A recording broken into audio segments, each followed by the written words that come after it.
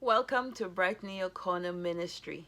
My name is Cindy Ann Lewis Walcott, and we are studying life lessons from the Holy Bible. You don't have to be religious, these lessons are for holistic living. Today's lesson can be found in Genesis chapter 35, verses 1 to 4. I call this lesson Preparations for Worship. So, preparations for coming into God's presence. And I will tell you, so far we're still studying Jacob. He's called Jacob here. And we known so far that his sons took revenge on the men of Canaan for defiling their sister. So he's had to move, and now God's talking to him as to what God wants from him. So I'll go right in Genesis chapter 35, verses 1 to 4. And God said unto Jacob, Arise, go up to Bethel, and dwell there, and make there an altar unto God, that appeared unto thee when thou fleest from the face of Esau thy brother. Then Jacob said unto his household, and to all that were with him, Put away the strange gods that are among you, and be clean, and change your garments. And let us arise, and go up to Bethel, and I will make there an altar unto God, whom answered me in the day of my distress, and was with me in the way which I went. And they gave unto Jacob all the strange gods which were in their hand, and all the earrings which were in their ear. And Jacob hid them under the oak which was by Shechem. And this lesson is very clear. I know lots of time people like to say, come as you God expect me to come as I am. And they don't go ahead and make an effort to clean themselves and be decent coming into God's presence. When we don't go to weddings, we don't go to courts, we don't go see the queen, a minister, prime minister, we don't go to see anybody in authority in a dirty, tattered state. We clean up ourselves, we put on our best, and we go see people around us. Anybody who we think, has a higher status in this society, in our village, wherever we are. When we are approaching God, though, we seem to say, God wants me as I am. I think that means if I haven't come across yet, maybe it's in the New Testament, come as you are, but I would think that would mean your mental state or your physical state, if you're broken or whatever. But it doesn't mean do not take an effort to put your best foot forward. It doesn't mean go to God with a dirty face, unkept hair, tattered clothes. You may not have new clothes. You may not have, you may be using secondhand clothing. Wash it. Keep it clean and nice.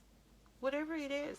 My mom told us a story about a person who came to church looking very nice all the time. Lovely jacket, nice shirt, same color shirt. And one day it was very hot in church, and almost everybody was just peeling the jacket off. And the man couldn't take his off. And he fainted away. And while he's fainting, he's screaming at them, don't take off the bee, don't take off the blouse, don't take off his jacket. And they had to take the jacket off to cool him off. And they found out that his shirt, the other parts of his shirt, was all torn and tattered and stuff. But the front of the shirt was neat and clean. And his appearance, he came into God's presence in a neat, clean manner. So despite he didn't have, but he made sure what he had was well kept and looked good and clean to approach God. As Seventh-day Adventists, God's asking us, we believe God is requiring from us to worship on the seventh day. And we do worship on the seventh day, and we put on our best. We go into God's presence looking our best, as Jacob asked his family here. If we're going up to Bethel to worship God, to build an altar there, I want you to put away the false gods strange gods, and I want you to clean yourself and put on clean garments. He didn't say put on fancy dressy garments, but clean garments. That means he wants you to look presentable. So I want you to think about that when you hear people say this, or if you're one of those that says too, God wants me the way I am.